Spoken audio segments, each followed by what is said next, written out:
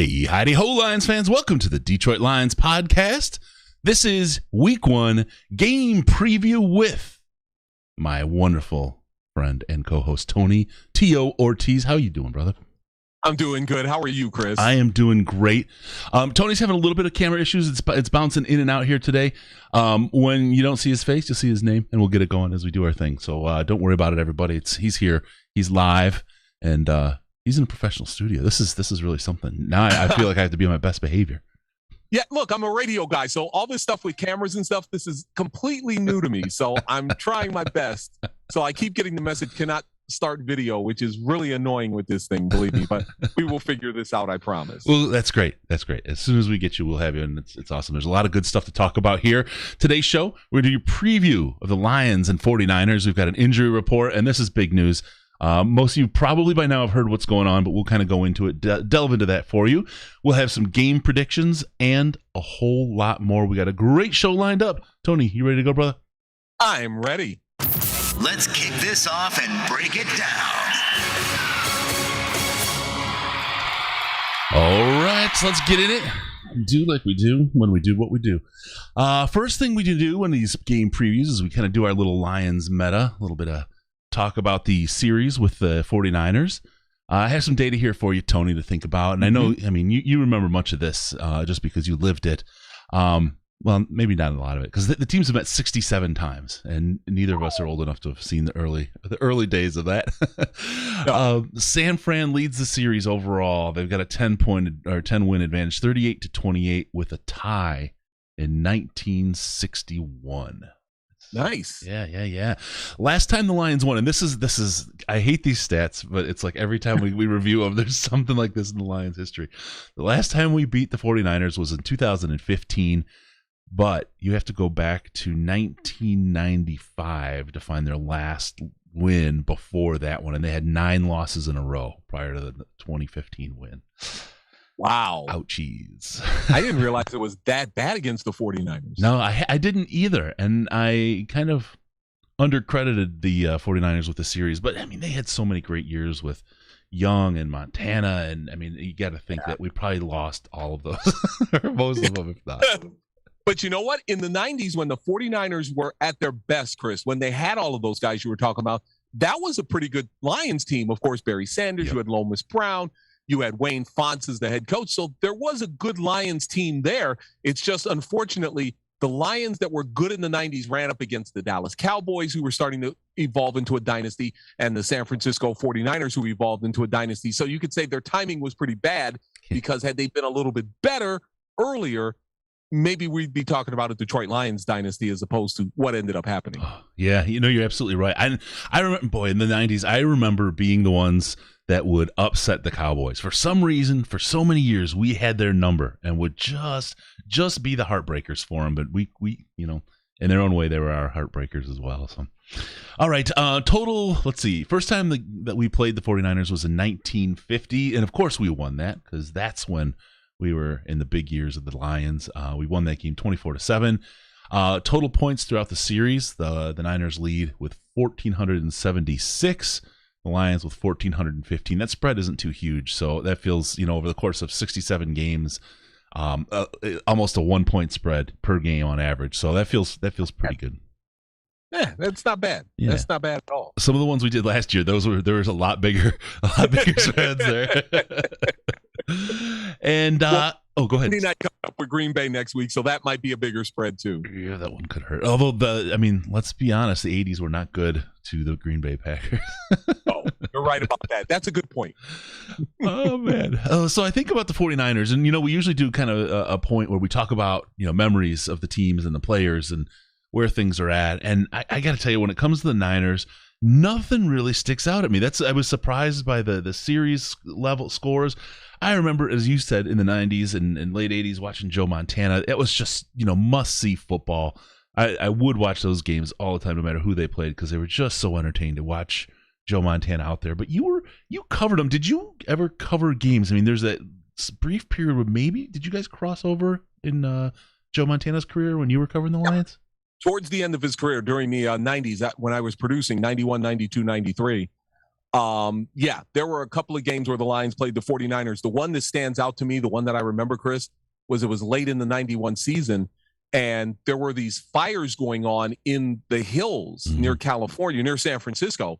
And I remember being at Candlestick Park, and it started to look like snow, but it was actually ash from the fires were starting to fall into Candlestick Park. And there were a number of executives at the time, television executives, who were there at that game, who lived in California, ended up leaving the game early because they were concerned about their houses. So that I remember the most. And there was that late in the game, you could start to get a whiff of that fire smell in Candlestick Park, but it didn't slow the games down at all. The one thing that I always remember about Candlestick, and having never seen the new park that they play in, the one thing I do remember about Candlestick, Chris, is it was the windiest, coldest building outdoor that I can ever remember. There was constant wind and it was constantly chilly, but it was a huge field. I mean, because it was baseball, it was actually a huge field, and you could literally walk behind the stands and look up and see the fans sitting above you. And it was just amazing. They, by the way, I'm trying to think how to phrase this delicately. At Candlestick, they did not have bathrooms for people on the field. There were not bathrooms that were set. They were basically closets with toilets. Okay. So they had a row of porta potties that you could actually go in, because there was only one. There was only one in this little closet, one toilet. So, and I know people are sitting there going, what? Where are we going with this? Basically, if one person was in there, and Chris is laughing, if one person was in there, you couldn't get in. So they had a row of porta potties that you could go into if you needed to. So that was always a delight, and it was always let's not drink anything before we go on the field. Well, yeah, and all you need is one person to close down the closet, right? Yes, one person who's eating a burrito or too many. Yes. You get Dan Campbell walking up. He hits the door and You've had enough of that shit.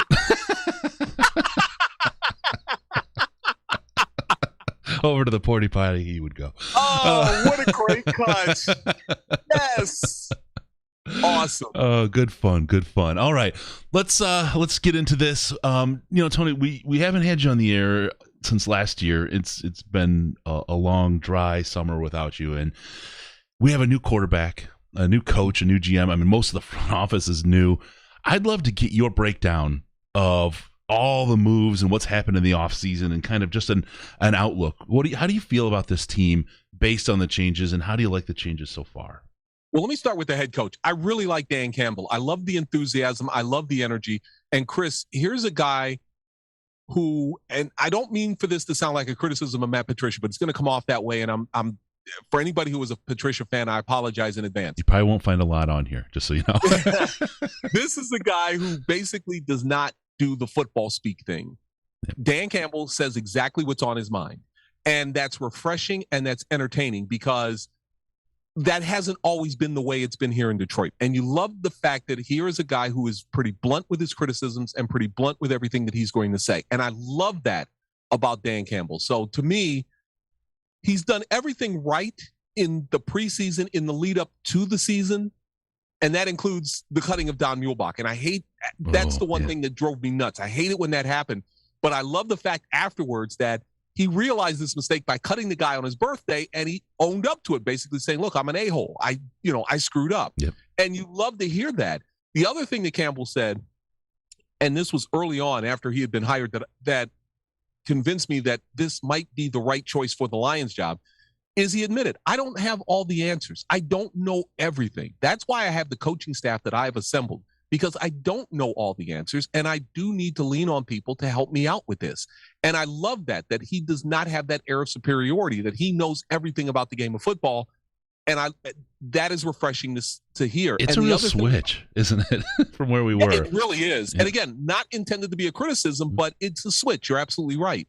The other thing, too, the coaching staff he's put together, Chris, is a really good coaching staff. It's not just guys who are good assistant coaches.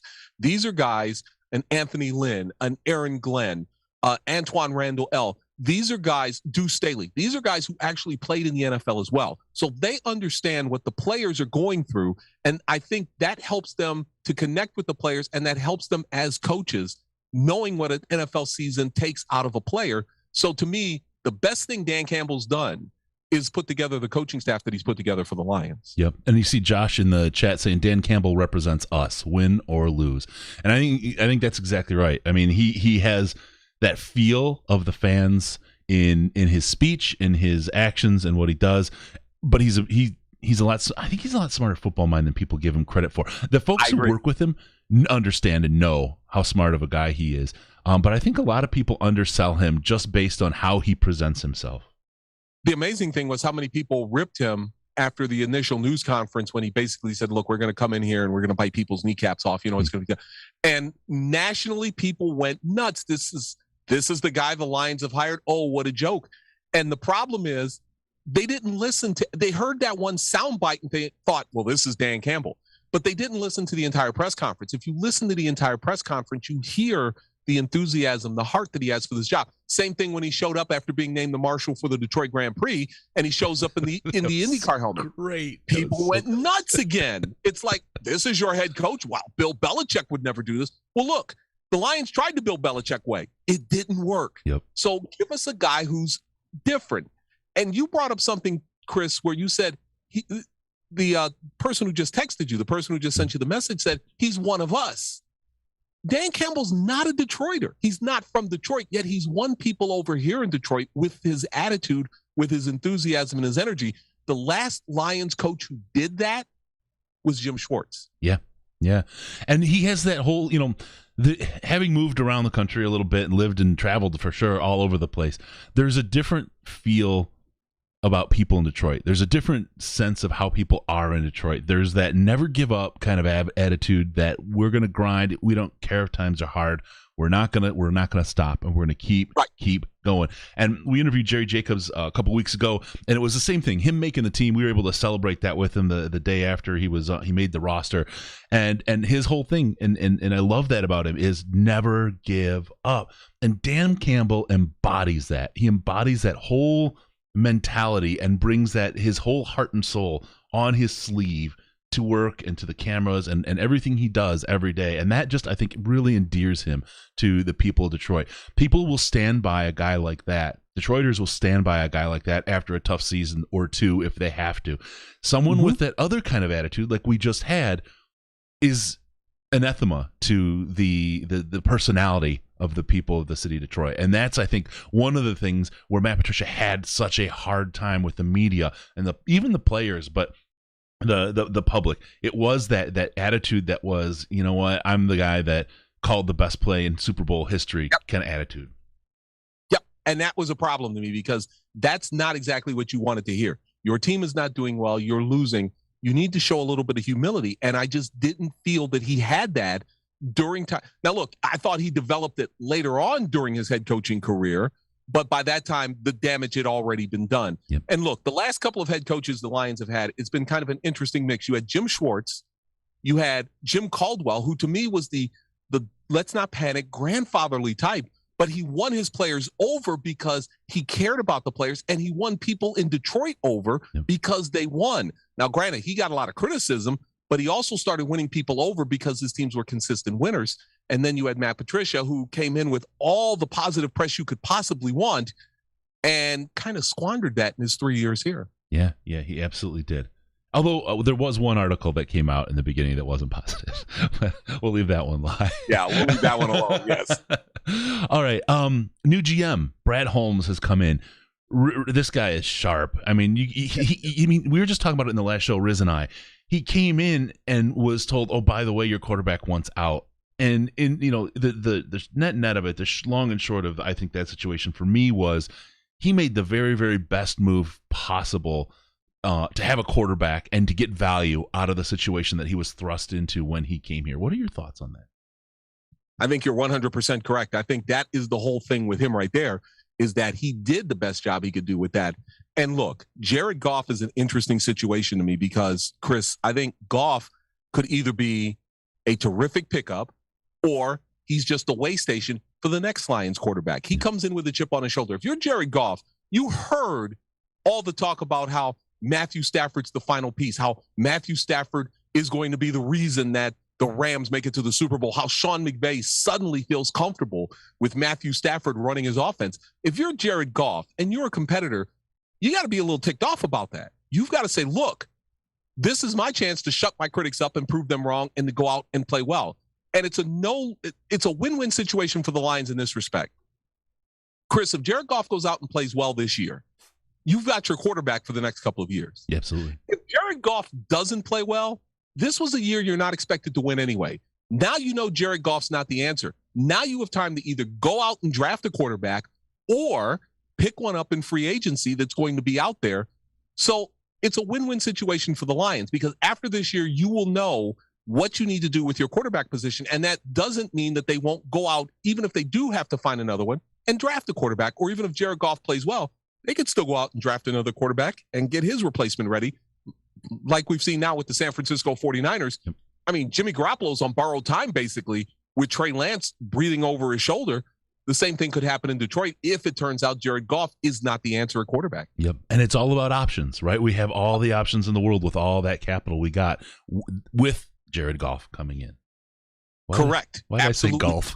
I said Jared Goff. I'm thinking Jeff Lesson over here.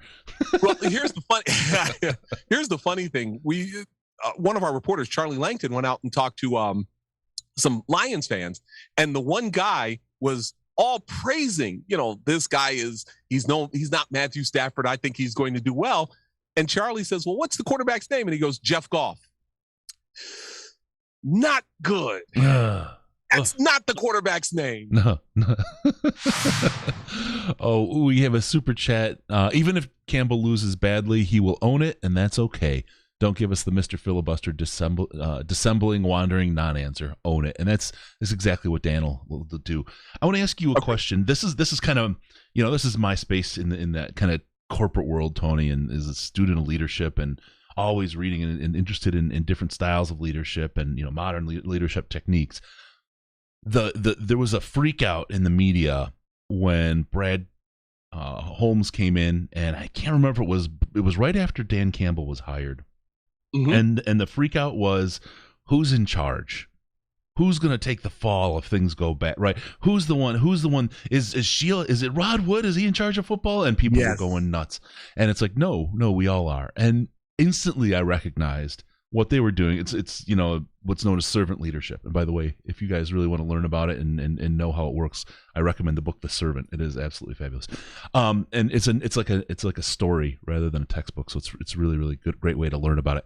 But I'll tell you, it is absolutely a servant leadership where you take everybody and their input and you make decisions based on the whole breadth of data you have. And you convince each other of what's the right decision. Of course, Brad Holmes is going to be ultimately accountable. Of course, Sheila Hamp is the top line accountability, and of course, Rod Wood has his level of accountability within the organization.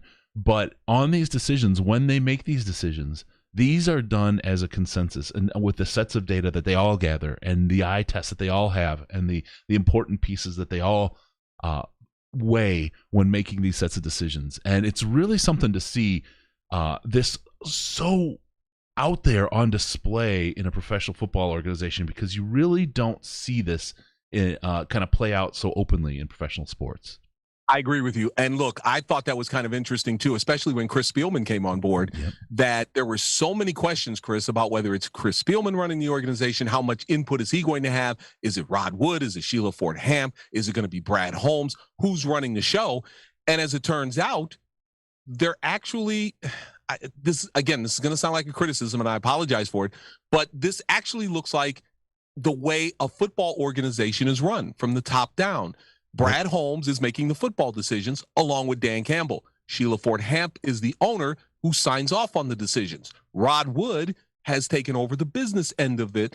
You do see him around the Lions, but for the most part, Rod Wood does not get involved in anything related to the field. His end is business. And since the arrival of Brad Holmes and Dan Campbell, that's exactly where he's been. You don't hear anything about Rod Wood making decisions about players or what's going on the field, with one notable exception, which we will talk about. And I like the fact that everything's been divided the way it has. And now it looks like a football organization like 31 other NFL organizations where there is a division of labor. And of course, the one part that we're going to talk about, or the one part that things have gotten a little messy is with Calvin Johnson. Yes, absolutely. And I want to really touch on one thing though about the setup. Absolutely, Rod Wood has the business side, but he's not going to do that in a ivory tower without the input, and that's that communication across those teams of people is what's so important. You've talked to Chris Spielman a lot. For years. You've interviewed him. You've spent time with him. Talked to him in the locker room. What do you think? I mean, how first off, how was he once he got the job when he came in? It feels like, I don't know. I mean, I don't think Chris Spielman's ever afraid, but by the same token, it was a big lift to put on his shoulders, that role when he came in. How did he accept that, and how do you think he's doing so far? I think he's doing fine. And here's the thing. How much have you heard from Chris Spielman since training camp? How much have you heard from Chris Spielman since Brad Holmes has rolled in and done his job? How much have you heard from Chris Spielman since Dan Campbell's rolled in and done his job? Spielman told everybody when he was hired that he was there in a servant's role, that he would serve whatever capacity was necessary. And that's exactly what he's done. And Chris Spielman has been under the radar, to use the current term, and nobody has heard from him. He has been below the radar, and I love that about Chris Spielman, that he has not taken over. You don't hear about him pulling rank or making any kind of decisions. Chris Spielman is doing exactly what he said he was going to do when he was hired, which is basically serve whatever role the Lions want him to serve. Yep. I saw Flounder in the chat. Spielman. Well, did you hear Chris talked with Herman Moore? Yes, I did. That's they're one-upping for me there, Tony. I don't know. I don't have a whole lot though. You've got all the names to drop, right? All right. Anything else about the offseason moves that? Oh well, Calvin Johnson. Let's talk about that. I didn't want to take you off that topic, but I just had the one question. This is an interesting situation. I know he's coming to a game to collect his ring this year. 2 weeks, the 26th against Baltimore. Yeah. That's the game. Do you think they can convince him to come for a second game later? No. And here's why. They haven't paid him the bonus money back yet. This all goes away if the Lions pay Calvin Johnson the bonus money that they took from him when he retired after the 2015 season. And he's not moving off that. And quite frankly, I don't think he should. In my opinion, Calvin Johnson should be repaid the money back. Look, the Indianapolis Colts had their quarterback, Andrew Luck, walk away just before the start of the season. He had a ton of bonus money after a contract with the Colts. And guess what? Indianapolis let him walk with that money. They didn't go after him for that money. I'm sorry. At this stage, considering Calvin Johnson's importance to the franchise, Chris, he should be able to get that money back from the Lions. Whose decision do you think it was not to give Calvin that money, to get that money back? You know what? That's a great question. And I don't know for sure. I could point fingers at 3 or 4 different people, and I could be completely right and I could be completely wrong. So let me just say, I'm not pointing fingers until I know more information about the actual decision and what went on in that decision. Again, I could point fingers at 3 or 4 different people, and I could be right and I could be wrong, and I'm not going to throw anybody under the bus if I don't have enough evidence to throw them under the bus. Yeah. No, I hope in my heart of hearts that it was Bob Quinn's choice, because that then becomes remediable. But I think he's one of the people we could throw under the crosstown. Yes. Yeah. If it's somebody that's still in the building, it gets really, really difficult. I think there's a couple of people still in the building who were part of that decision. Yeah, I agree. All right. We'll move on from Calvin. We'll keep going. Let's get to the Diamond CBD injury report. Diamond CBD, pain, anxiety, insomnia, all 3, get them taken care of with your CBD. There's 2 kinds. One that gives you that buzz that you find all over, and the others that doesn't trip a drug test and doesn't give you the buzz. Head on over to cbd.detroitlionspodcast.com and get yourself taken care of. Remember, in the great voice of Sublime, first take care of head. All right. Injury report. We've got a big one, T.O., and I'm going to let you say it because it pains me to even say the words. Taylor Decker is out. He is not going to play with that injured finger, which means Penei Sewell, the rookie, is going to make his first start in the NFL in a regular season game at left tackle. In case you haven't seen the depth chart for the San Francisco 49ers, the guy who lines up at right defensive end for them, I'd say about 75 to 80% of the time, is Nick Bosa. although the 49ers will move him around. Eric Armstead could also line up at times at right defensive end as well. Either way it goes, Penei Sewell's going to have a really, really tough game. Oh, by the way, one other injury to note, the camera that I've been trying to hook up for the last 20 minutes, it is no longer in service. I have been tempted to throw it across the room, but I will not throw it across the room because it's not mine, but it's something that needs to be worked on. Don't worry. Next week we'll see your beautiful smiling face. It'll be okay. Thank you. All right, Taylor Decker's out. Penei Sewell on the left side. Who's going to play on the right side then? You know what? That's a good question. I don't know at this point. There's a number of options they could do, including Halapalati Vaitai could end up back as the right tackle. But it's a shuffling along the offensive line that the Lions didn't need in their first game of the season with a team like the San Francisco 49ers, who have a good defense, not a great defense like they had last year, which is something we can talk about because Robert Saleh is no longer there, but it's a pretty good defense, and it's one that I think can carry the 49ers pretty good ways during the season. But that's not what you want to hear if you're Dan Campbell heading into your first game, that you got to shuffle up your offensive line a little bit. The talent remains. Do you think the scheme has changed? To be fair, I haven't watched any San Francisco preseason games to get a sense of it. I know the new defensive coordinator is kind of a Crennel disciple. D'Amico Ryans. Yeah. You think the scheme has changed substantially? And I don't think this. Go ahead. No. I was just trailing off into Nowheresville anyway. I do that quite a bit. I don't think the scheme has changed a whole lot. I think some of the things that worked under Robert Saleh are still going to be there, but there are going to be some changes. And look, I think part of the reason the 49ers were as good as they were last year with all the injuries that they had was because of the defense by Saleh. I think the defense is going to take a step back this year for the 49ers. That could help out the Lions, but they do have a pretty good front four led by Bosa, led by Eric Armstead, led by Javon Kinlaw, that is going to get some pressure on Jared Goff in that first game of the season on Sunday. Yep. So the Niners also have somebody who's out. And that is Jalen Hurd. He is out, wide receiver for the game. Doesn't feel as impactful as losing out on Taylor Decker for the Lions. No, because they still have a couple of good wide receivers in Brandon Ayuk and Deebo Samuel. And this name might sound familiar, Chris. Mohamed Sanu. Yeah, I've heard of him. Yes, he is actually playing for the 49ers as well. So they do have some good receivers to replace Jalen Hurd. So that's not a concern. The concern with the 49ers offense is that running game. Their running game with Raheem Mostert is pretty good. I don't know why I couldn't spit that name out, but it's a pretty good running attack. Might be the best running attack, one of the best running attacks in the NFL. And as we know, last year, the Lions really struggled in stopping teams that ran the ball pretty well.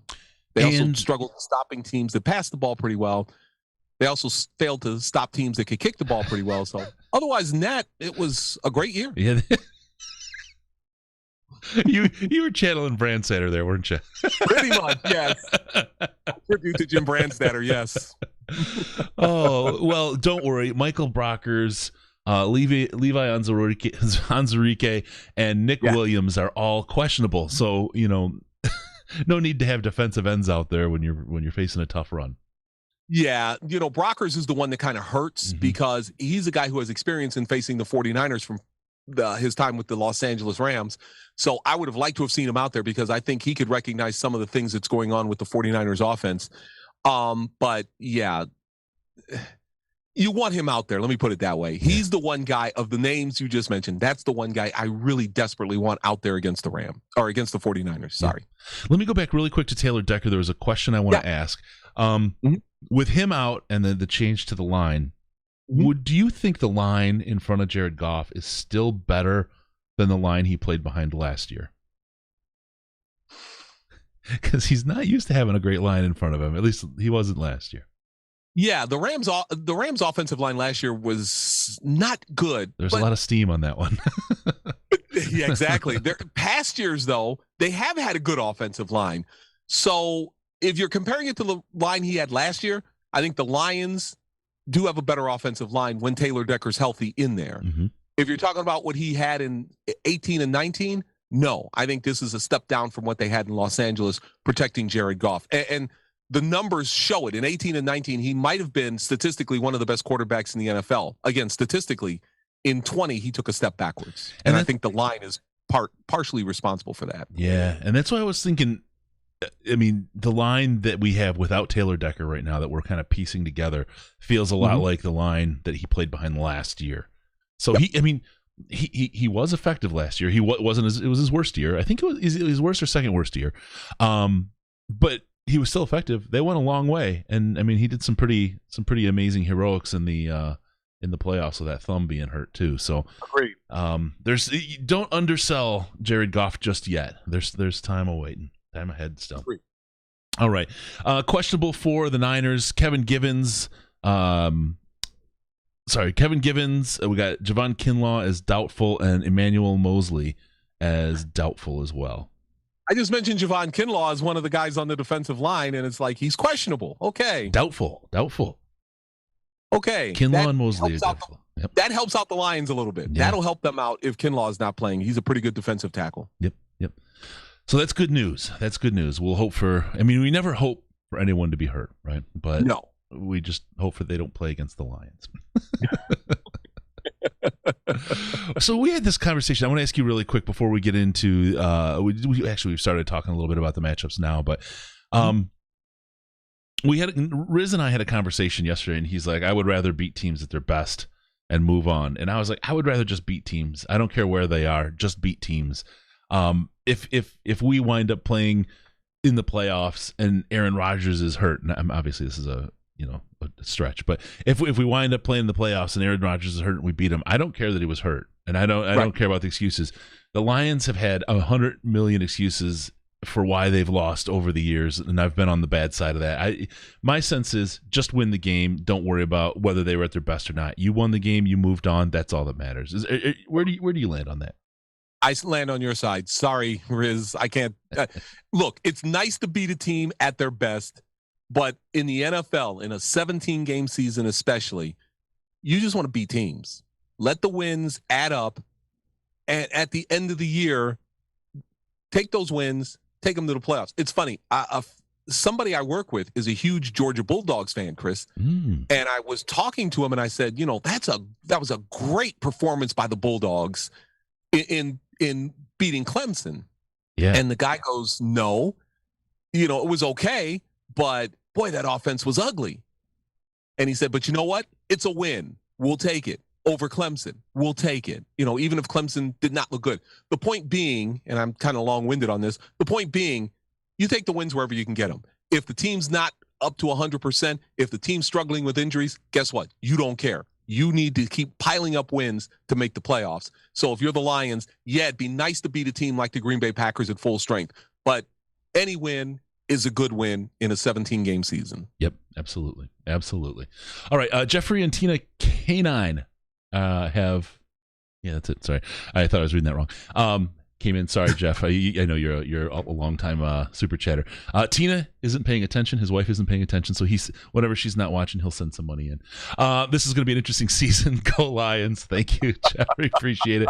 Go to sleep, Tina. Go to sleep. Jeffrey's right. It is going to be an interesting season. I mean, this is one of those seasons where, anything could possibly happen. And Chris, look, Dan Campbell's got a year honeymoon because fans know that this is a rebuilding job, that they're rebuilding from the last 3 years of Patricia and Quinn. So fans understand that this team is going to be a rebuilding project. So if they go 5-12, 4-13, 6-11, it won't sit well, but I think fans would understand. Yep. 2022, absolutely. With the possible change in Green Bay, with Aaron Rodgers likely not going to be there, with the Vikings slipping, with the Bears, who knows where they're going to be. Fans are going to expect this team to be ready to at least challenge for something in the NFC North and to get at least a 500 record, if not better. Yep. The Bears may finally have a quarterback, but by then their defense will be gone. It'll be interesting. Exactly. The window of opportunity is closed on the Bears right now. This is it. Yep. They need to make a push this year. Khalil Mack is getting older. A lot of their players, like you said, are getting older. This is the year they need to make a push. Yes, absolutely. All right, other matchups. We talked about left tackle. Really quick, there's some of the things the Lions can do. We could put Darren Fells. I know TJ is not, well known for his blocking, but some help there. You could put a running back there to help with some blocking for Goff. I think there's a way to help, and I think with Nick Bosa, I don't care even if Taylor Decker's playing. You want to get some help to your tackles when Nick Bosa's on the field. Agreed, 100% agree. And TJ Hawkinson is going to be a major factor in this game because he can provide a mismatch against the 49ers linebackers. So to me, love TJ Hawkinson, and I think he's going to have a good game. The other matchup I'm looking for, if we're drifting into matchups now for the Lions, their running game. They've got to be able to run the ball. Run the ball takes the pressure off Jared Goff, but the offensive line, if it struggles and they can't run the ball and the 49ers make them one-dimensional, it could be a long day at Ford Field. It could be, and this I don't want to give people flashes of Lombardi and Cooter, but when you have a situation like we do at tackle, you may see a lot of screens. That may be what you use to slow down that rush. So, and we have guys. We have in our short passing game with Hawkinson, Fells too. I mean, he didn't look super in the preseason. He's a little bit older, but I love Darren Fells. What he's done historically here, I think he's a great talent. And then Jamal Williams, DeAndre Swift, Jamar Jefferson. You have guys there that can catch the ball, that can move. You have a whole short passing game open to you that can really help that offensive line and help change the way that rush affects the game. So it'll be interesting to see the little chess match there on those. Agreed.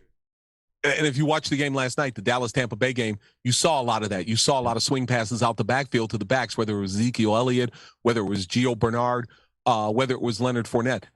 Tony Pollard, everybody was involved in that game, and the two teams combined to throw 100 passes. Yeah. So I don't think you'll see that at Ford Field, but you saw how they kept the backs involved in the offense, Chris, and I think that's huge for the Lions on Sunday. They've got to keep their backs involved, and maybe that opens up some running lanes for the Lions because they desperately will need to do that against the 49ers. All right, quick before we hit the defensive side of the ball, just from last night's game. And it was so great to sit down. Football was on again. It was so glorious.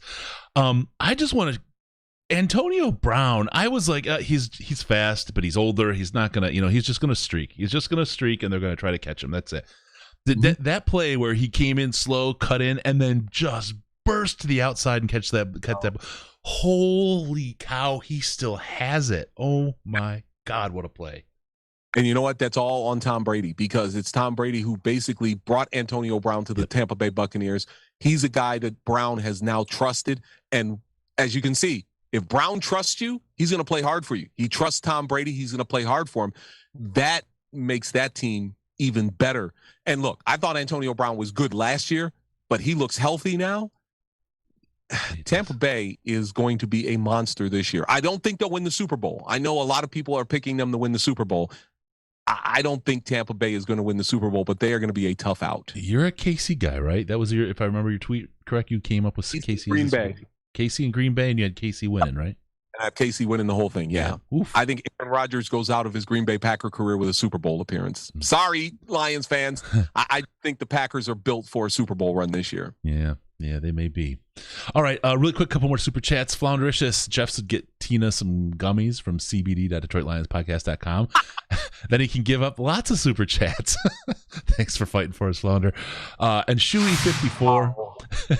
If Sewell does well against some of this tough competition on the left side, it's like do you really want him to go back to right tackle? This does, I mean, I've heard of quarterback controversies, not often tackle controversies, but boy, is this a situation where you could set one up.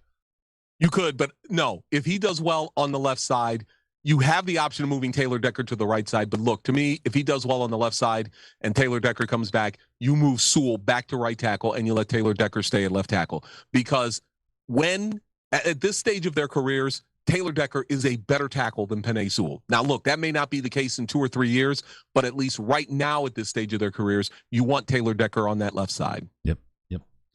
All right, on the defensive side of the ball for the Lions, any key matchups that jump out at you against the Niners here? The linebacking core against George Kittle, because George Kittle, along with Travis Kelce, are the best tight ends right now in the NFL. To me, the Lions have always struggled. How long have you done the podcast? And how long have you said the Lions have struggled against opposing tight ends? This could be a game. Yeah, exactly. This could be a game where they struggle against an opposing tight end because George Kittle is terrific. The other thing, too, is the entire front seven of the Lions defense against the 49ers running game. It's a good running game. Again, maybe one of the best, if not the best in the National Football League. They're going to be tested. And we know the Lions last year, their defense against the run was, let's see, what's the proper word? Abysmal. Oh, that's a good one. Thank you. You talk about that, how long our logo says since 2015 at the bottom. It really should just say the Lions can't cover a tight end. Exactly. You'd have a picture of tight ends instead of DLP. You should have just pictures of tight ends that burn the Lions, and you could rotate it each week and show a different tight end, and Lions fans would be like, yep, he did. All year. And you could put a different face in there in each one of those sections and never repeat all year. During the podcast, you could just rotate the tight ends as they go. Every 5 minutes, have a new tight end up there. Yep, he burned. Yep. Oh, yeah, he burned the Lions. Oh, my God. Dallas Clark. Yeah, he burned the Lions. I will forever remember our own tight end burning us, Eric Ebron, when he caught that ball against Tennessee, and they called that false offensive pass interference. That it's like we can't win with tight ends anywhere. Oh, gosh. Unbelievable. All right. There's your matchups. Let's talk about the odds for the game really quick. Brought to you by Amazon, amazon.detroitlionspodcast.com. Head on over, do all your shopping at amazon.detroitlionspodcast.com. Prices don't change, but they give us a little kickback. What Bezos wasting all his money going to space? Take a chunk and give it to your favorite podcast by going to amazon.detroitlionspodcast.com and helping us out by doing something you were going to do anyway. All right, Vegas. We got some lines here for you, Tony. What do you think the line is? Who's favored and by how much? Last time I looked, 49ers were favored by 7.5. Okay, they're 8 now. I've got them at 8. Yep. Really? Yep. Money line, Lions are plus 265. And the 49ers are minus 360. And where are you on the over-under? What do you think the over-under is for Vegas? 47. Oh, God, you're so good at this. 45 is the over-under. They're thinking it's going to be a defensive showdown. If I'm betting, I'm going to surprise you. If I'm betting, I take the over. And I also take the Lions with the 8. Really? Interesting. Yep. Because I think that, my opinion, 27-20 is going to be the final score. Ooh, the Fanatics final outcome. Brought to you by Fanatics. Fanatics at DetroitLionsPodcast.com. Up the head there. No, wow. I think the Lions, it's close. They'll play better, but I think the Lions end up falling short 27-20.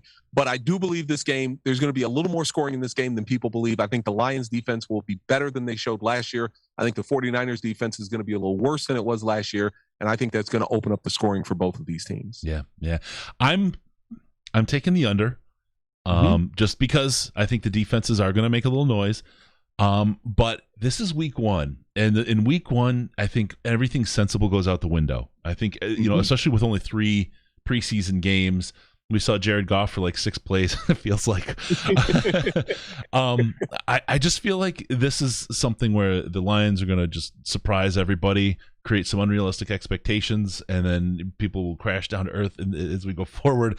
I see it as 24-21. 24-20. Lions pull this one out. There you go. That's where it's winning. Yeah. I always get a little nutty on the first game of the season because they always, for years, it started. Well, I say always. The last 3 years on the first game of the season, I just throw all sense out the window because it doesn't ever seem to make sense. So I just that's where I play my wild hairs. I have a fun stat for you. Okay. Who was the last Lions head coach to win his first game as head coach of the Lions? Was it Wayne Fonts? Nope. Did it happen since? Let's make it recent. Since 2001. How's that? Okay. First game as a head coach.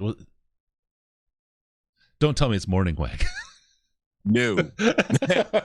No. Mister, I'll take the win. I don't know. Marinelli? Jim Caldwell. Caldwell won his first game as Lions head coach. They beat the New York Giants. One other coach also did so. Steve Mariucci. The Mooch. Wow. That's it. Okay. All right. I liked Mooch. I loved Mooch. I thought he was outstanding. 4 points of contact in the ball, right? I'll never forget that. Oh, man. Tom Rathman, that was his thing. That was his thing. In case you're curious, Morningweg lost his first game as head coach. Mariucci won his first game. Rod Marinelli lost his first game as head coach. Jim Schwartz lost his first game as head coach. Jim Caldwell won. Matt Patricia lost. Marinelli lost his last 16, too. Yes, he did.